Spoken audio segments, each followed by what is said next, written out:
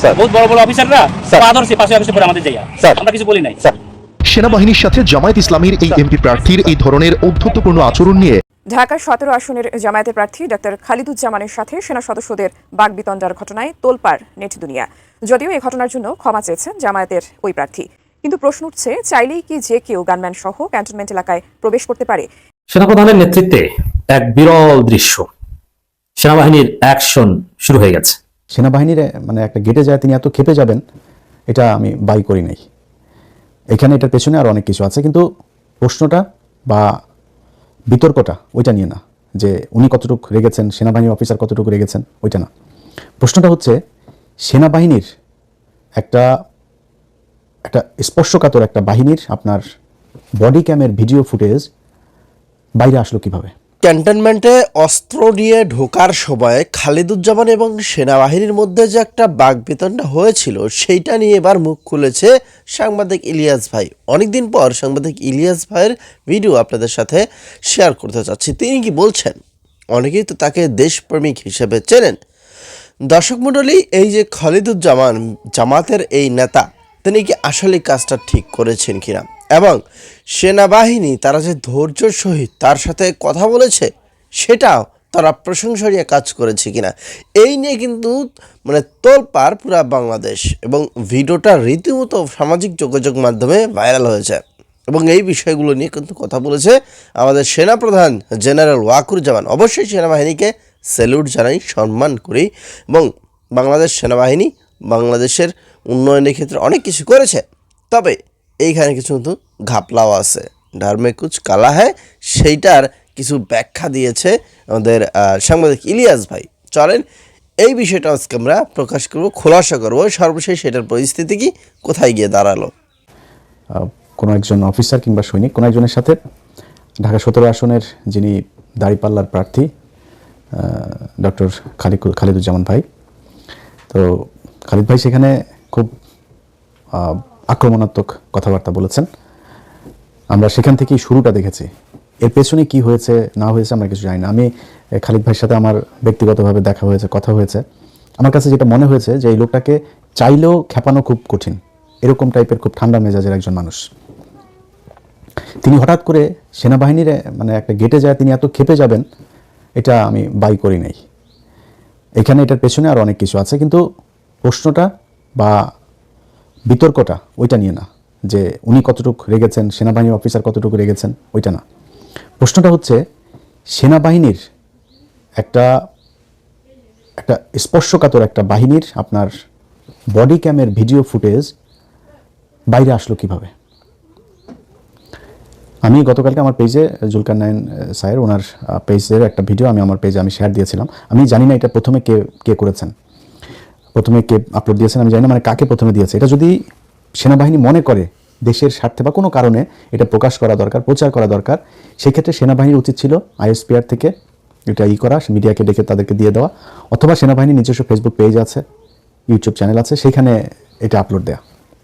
সেটা না করে তাদের নিশ্চয়ই তারা প্রথমে এটা যার কাছে এসছে সে তাদের কচুক্ষেতের ভাতাপ্রাপ্ত, তো এই কচুক্ষেতের ভাতাপ্রাপ্ত মুক্তিযোদ্ধা যারা আছেন তাদেরকে তারা দিয়েছেন। এই জিনিসটা একটা খুব রহস্যজনক এবং খুবই লজ্জাস্কর একটা বিষয় যে সেনাবাহিনী এখনো পর্যন্ত সেই নোংরা রাজনীতি, শয়তানি এখন পর্যন্ত তাদের মাথার ভেতরে আছে।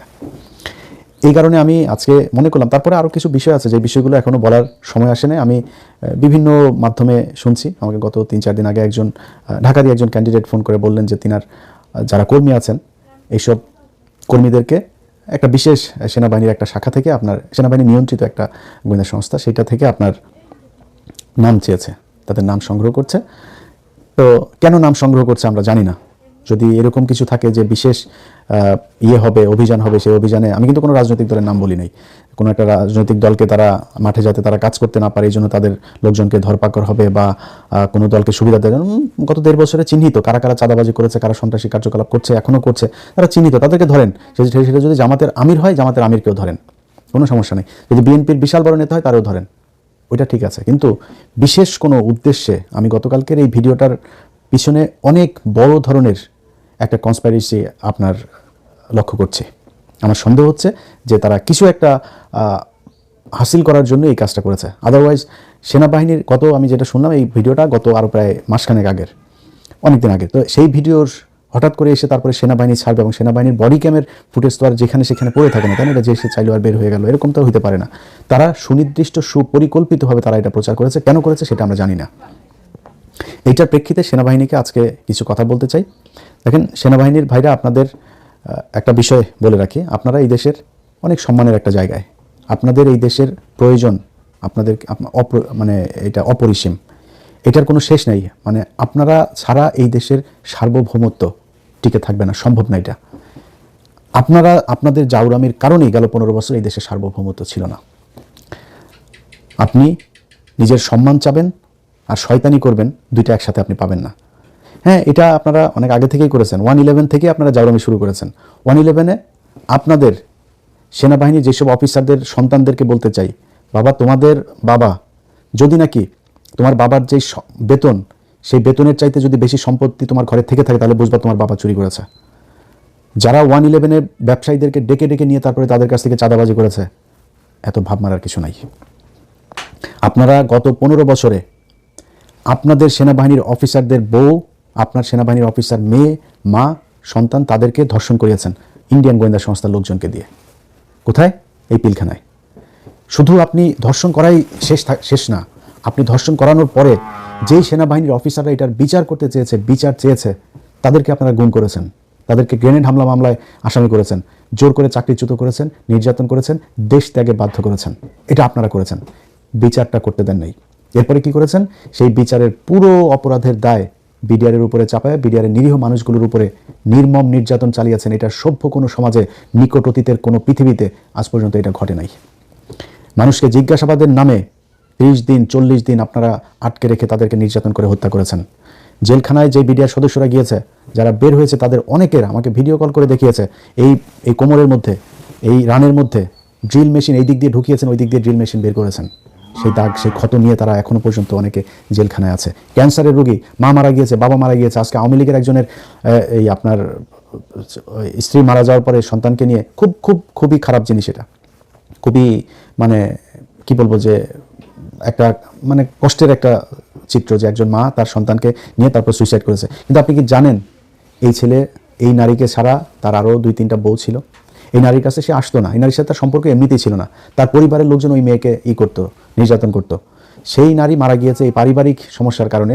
একটা বিশাল প্রথম আলো, ডেইলি স্টার দুজনে মিলা, ওদিকে চ্যানেল 24 এমন এক তৈরি করলো যে স্বামীর শোকে, স্বামীকে জেল থেকে বের করতে না পেরে, তারপরে মিথ্যা মামলার অপরাধে স্বামীর এই অত্যাচারের এই দুর্বিষহ অবস্থা সহ্য করতে না পেরে দুনিয়া ছেড়ে চলে গেলেন। কি সেই মানে মিউজিক একটা করে দিলে বেদের মেয়ে জ্যোৎস্না ছবির মতো বিশাল করুণ দৃশ্য দেখা যাইত, বানায় দিলেন।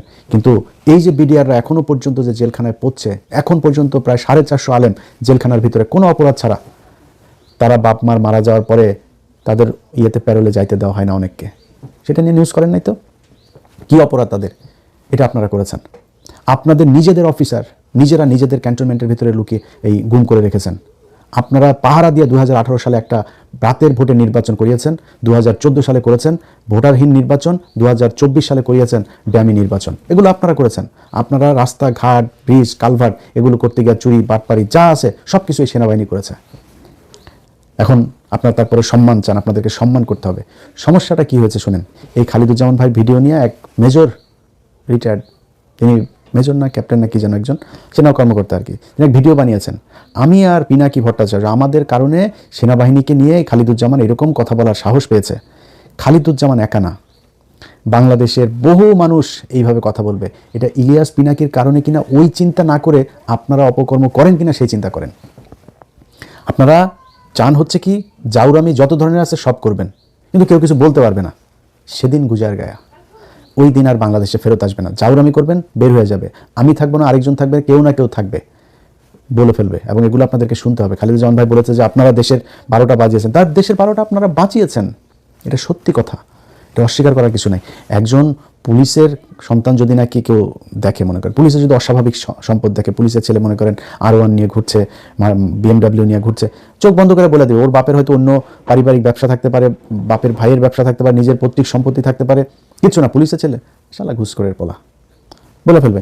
সেনাবাহিনীর ক্ষেত্রে কিন্তু এটা বলতে পারবেন না, ওনাদের আবার গায়ে লাগবে। কিন্তু আপনিও চোর, যাহাই পুলিশ আপনিও ঠিক তাহাই। তারা চুরি করে, আপনারা চুরি করেন, ভাব মারার কিছু নাই। চুরি কোথায় করেন নাই বলেন? 111-এ ব্যবসায়ীদেরকে ডেকে ডেকে নিয়ে আপনারা চুরি করেছেন, করেন নাই?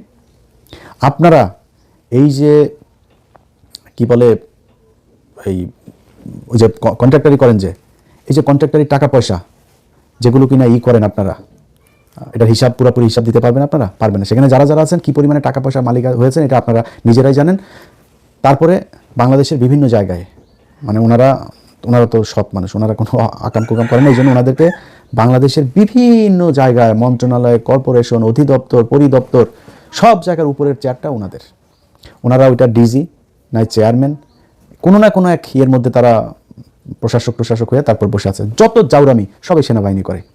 আপনি বাংলাদেশের যত জায়গায় যত শয়তানি, এই যে শোনেন না আপনারা ভূমিদস্যু, যত ভূমি আপনার আছে, এই আবাসন প্রকল্পগুলো আছে, সব জায়গার পেছনে হইল গিয়ে এরা হয় রিটায়ার্ড নাই আপনার সার্ভিং অফিসার, তারা আসেই আত্মীয় স্বজন দিয়া, শালা দিয়া, সুমন্দি দিয়া, ভাই দিয়া, মা দিয়া, কোনো না কোনো কিছু দিয়া, কারণে ওইখানে রেখে দিয়েছে, বউরে দিয়া এগুলো করে রাখছে। জাউরামি যত কিছু আছে, তারপরে ওনাদের নিয়ে কিছু বলা যাবে না। ভাই আপনাদেরকে আমি বলি, আপনারা মনে করেন নিজেদেরকে যে সম্মানিত জায়গায় রাখবেন, আচ্ছা আপনাদেরকে দেওয়া হয়েছে এরকম কয়েকটা জায়গার নাম আমি বলি আপনাদের। কোন জায়গায় আপনারা ঠিক করতে পেরেছেন? আপনারা তো মানে আলাদা শ্রেণী, সবসময় একটা ক্লাস্টার একটা ফর্মে থাকতে চান, তো কাজ তো করতে হবে, তাই না? আপনারা যে মানে নিজের আলাদা কিছু করেছেন এটা তো আপনাকে বুঝাইতে হবে। আপনি ঢাকা বিশ্ববিদ্যালয়, ঢাকা মেডিকেল কলেজের কি পরিচালক একজন ব্রিগেডিয়ার হয়, ওষুধ প্রশাসন অধিদপ্তরের একজন ডিজি কি একজন ব্রিগেডিয়ার হয়, ওই ডেস্কোর একজন কি একজন ব্রিগেডিয়ার, ওই ডেসায় একজন আছে, ওই পেট্রোলিয়াম ইয়েতে আছে, ওই তিতাসে আছে, বিভিন্ন জায়গায় প্রথম পদটা তাদের। সিটি কর্পোরেশনের মতো চুরির জায়গাতেও ওনারা প্রশাসক বসায় রেখেছেন। বিডিআর এমন কোনো বর্ডারের কোনো সীমান্ত, বিডিআরের ভাইরা আমার অনেক পছন্দ করে, তারপর সত্যি কথা ভাই, এমন কোনো সীমান্তের কোনো জায়গা আছে যেখান দিয়ে কিনা মাদক চোরাচালান হয় না? এমন সীমান্তের একটা জায়গা আছে, একটা সীমান্ত আছে যেখান দিয়ে মানব পাচার হয় না, গরু পাচার হয় না, পোশাক পাচার হয় না, চিনি পাচার হয় না, লবণ পাচার হয় না? এমন জায়গা আছে? বিশেষ করে মাদক দেশ ধ্বংস করে দিচ্ছে। তো সে বিডিআরের উপরে কারা? ওনারা। বিডিআরের অফিসার বিডিআর হইতে পারবে না, ওনারা অফিসার হবেন। অফিসারে ওনারা বাল ফালিয়ে ফেলবেন। ওনারা বিডিআরকে বিশাল সৎ এক হিসাবে, সংস্থা হিসাবে তৈরি করেছেন। ওনাদের থাকতেই হবে সেখানে, মেরে বিডিআরের মেরে সাফা করে ফেলতে হবে, নাম পাল্টাইতে হবে, পোশাক পাল্টাইতে হবে, ওনাদের পাল্টানো যাবে না। ওনারা ঠিক সে আগের মতোই থাকবেন। চারের বাল আব্দুল্লাহ হয়ে গেছে। ঢাকা মেডিকেলে চুরি ঠেকাইতে পারছেন? ওষুধ প্রশাসন অধিদপ্তর, ইনসেপ্টা আছে, স্কোয়ার আছে, ভ্যাকসিনকো আছে, এত ওষুধের আমার এসেনশিয়াল কেন এত সমস্যা? মানে সরকারের ইয়েটা কেন এত হয় না কেন? এটার নাম ডাক নাই কেন? এটাতে খালি দিনকে দিন প্রতিদিন খালি মানে চুরি লসের মধ্যে যায় কেন? শ্রোতা মণ্ডলী, যারা এই ভিডিওতে ক্লিক করেছেন এবং সম্পূর্ণ ভিডিওটা দেখলেন, সাংবাদিক ইলিয়াস ভাই সেখানে জামায়াতের নেতার সম্পর্কে বলেছেন এবং তিনি বলতে চাচ্ছেন যে সেনাবাহিনীর মধ্যে বড় একটা ভারতীয় রয়্যাল এজেন্ট আছে এবং তিনি তো বরাবরই সাবেক প্রধানমন্ত্রী শেখ হাসিনার বিপক্ষেই ছিলেন এবং হ্যাঁ, সাম্প্রতিক সময় তিনি ডক্টর ইউনূসের সরকারের প্রচুর পরিমাণে সমালোচনা করছেন। তো সেদিকে আমরা যেতে চাই না, তবে এই যে কথাগুলো তিনি বলেছেন আসলে কতটুকু সঠিক বলেছেন লিখবেন আপনাদের মতামত। ভালো থাকবেন, দেখা হচ্ছে অবশ্যই পরবর্তী ভাইরাল কোনো ভিডিওতে।